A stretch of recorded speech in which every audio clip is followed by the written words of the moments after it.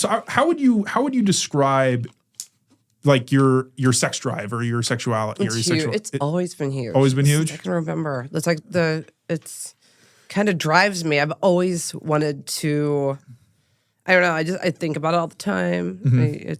Was it something that you thought like, man, am I thinking about it too much? Like absolutely. in the beginning. It's like, no, because you don't hear from it, I mean, especially being a girl. I think if you're a guy, every 13-year-old guy. Yeah, it's exactly. It's like you're going to be. We're just a motor looking for a woman or somebody to be in. Hold still. Right. But I've always been huge into experimenting, and I've always been like super comfortable with my body. And yes, I just, it's my favorite subject, my favorite, Yeah? Probably my top.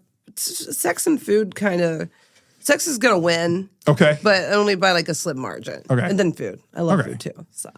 Not the combination. I've never been into that. So. Yeah. No, it's you know what? That's a delicate balance. Exactly. Like, I feel like the two things, while both pleasurable in their own way.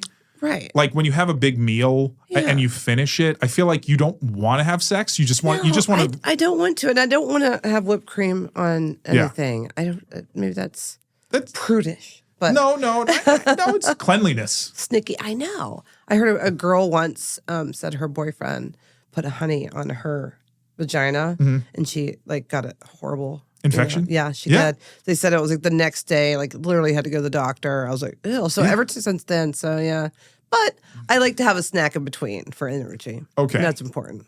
All right, so you're a orgasm then food. Stamina. Oh yeah, I can go like a million times. Okay. So. Well, what do you have a standard like kind of mid-sex snack that you like to have, or just whatever's there? Like some granola, maybe some granola, little proteins, string cheese, maybe.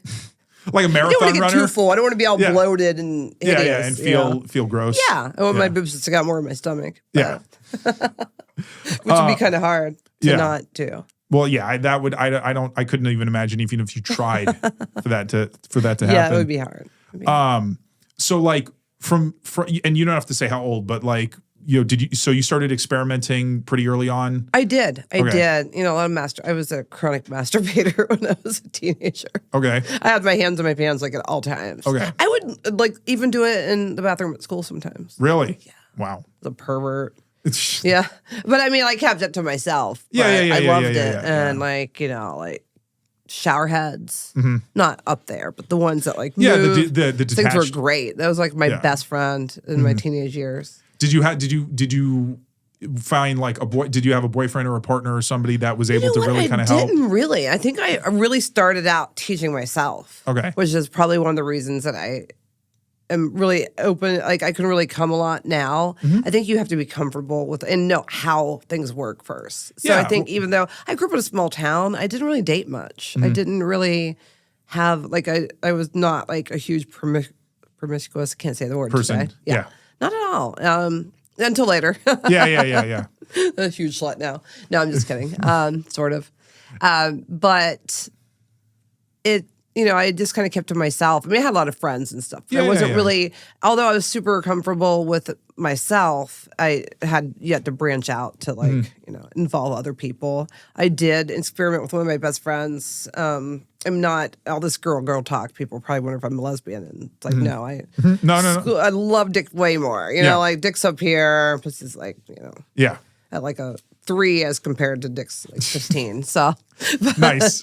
But they're both great. Yeah. But I did. I think maybe it was just more like open and available experimentation. Okay. And so that's kind of started my branching out. Okay. And I was gonna like when you were able to, because when you left your the town you grew up in, were you able to feel a lot freer to explore and do more? Absolutely. Yeah, because it's a small town and everyone knows everybody. My parents were super. If you have a dungeon, they're like, oh, we know what's there. That would be awkward. People would know. People would. I mean, it's kind of like the small towns that even the stuff you haven't done, you're guilty of because people, you look a certain way, they're assuming. So I was already guilty of so many things. And so moving to the big city of Pittsburgh, which was like 30, 45 minutes away, was liberating. More friends, more the ability to dress how I wanted, and which is obviously not a lot. Yeah, well, I guess it depends. Yeah. Yeah. Not a lot of clothes. Well, Yeah. it was cold there, so sometimes I did have a lot of clothes on. Yeah. I mean, were there, I mean, have you ever been to like sex clubs or swingers clubs, things like that? They're not, I get absolutely blasted with people. It's overstimulating when I go in. I don't know if maybe I stand out. You probably would be a very popular. Yeah, and a few times I've went. See a line developing around the over. Handle that. No, Yeah. I'm just kidding. Take a number. I can't. Yeah, exactly. It's now serving. Yeah. No. I just really. I don't know. It was overstimulating, and not in the way that not stimulation. I really went 2 times and just completely. It was just a little much. I just didn't. Yeah, I really didn't even do anything because you couldn't. I like to evaluate a situation and like when I would want to choose like a partner that I wanted, and it was just stuff everywhere. Did you go with somebody or did you go by yourself? So both times I went with friends, and they were both kind of like happenstances. Okay. Like one time we knew the girl kind of that one of the couples that owned it, and then the other time it was we stopped by, and it was kind of made me learn. Maybe I kind of want to revisit it. I've heard there's a really cool one in Fort Lauderdale. Okay. And so maybe. Well, I mean, again, it's Go in with a plan. Yeah. It's definitely something that I think is, not, I mean, maybe you can try to do it casually, but I definitely think that it's better if you have a plan or you have like, something a little more that you're prepared for, because it can be, again, it probably can be overwhelming. It can. So. I don't, I kind of have a narrow focus at times. I like to know what I'm doing, and like surprises, or I like to be. I do like to be wild, but there are certain parts of my life that I'm not so much. I'm kind of almost normal. Yeah. So would you say you're more dominant sexually or submissive?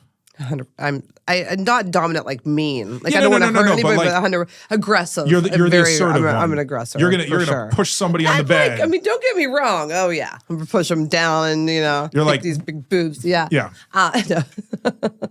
I mean, I do that all the time. Okay. But, no, I mean, not like mean dominant though. Like I have zero desire to like tie anybody up.